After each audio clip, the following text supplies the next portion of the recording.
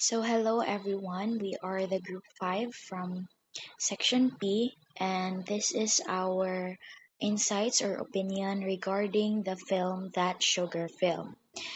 So, to start, That Sugar Film shows how hidden sugars in everyday healthy food affect our health. The filmmaker eats normal products with added sugar and quickly experiences weight gain, low energy, and changes, proving how sugar harms our well being. So, the key points in that film was first, many healthy food contain hidden sugar.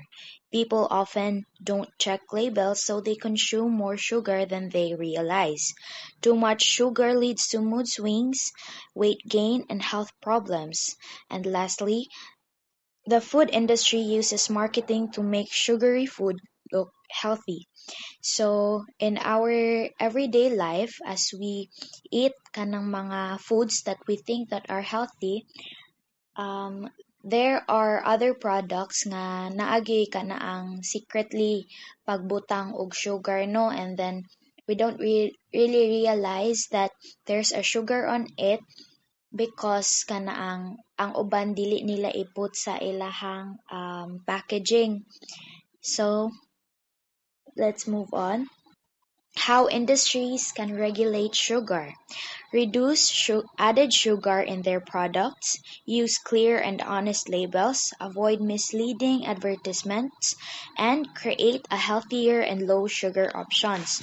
So,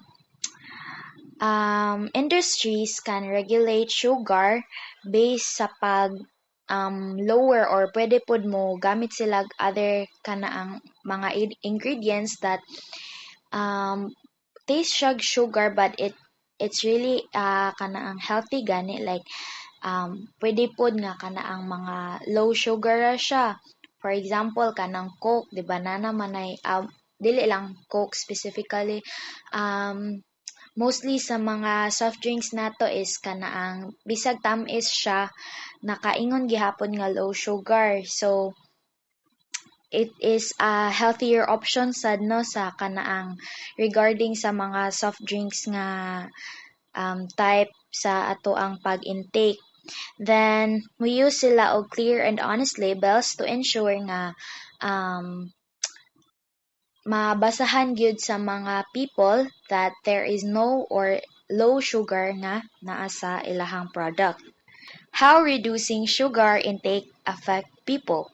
Reducing sugar helps people have more energy, better mood, improved physical health, and a more balanced life. It supports overall well-being and helps them move closer to eudaimonia. So, ang pag-reduce sa sugar intake sa people, it really benefits us a lot in kuan sa ato ang health kana ang maka-help gyud siya nga mo improve atong mental and physical health. It also helps us lessen our weight or lose kanang mga face and body fats and kana ang mas maka-move ta actively. Then next is the summary. So our summary in this film is that sugars secretly added to everyday foods can prevent people from reaching eudaimonia. Many are unaware of what they are really eating because they only look at the front packaging and not the ingredients or nutrition labels. This leads them to believe certain products are healthy even when they contain high amount of hidden sugar.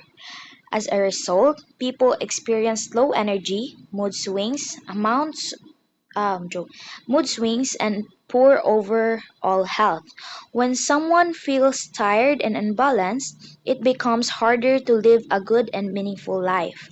To move closer to eudaimonia, people should lessen their sugar intake, make mindful food choices, and stay physically active.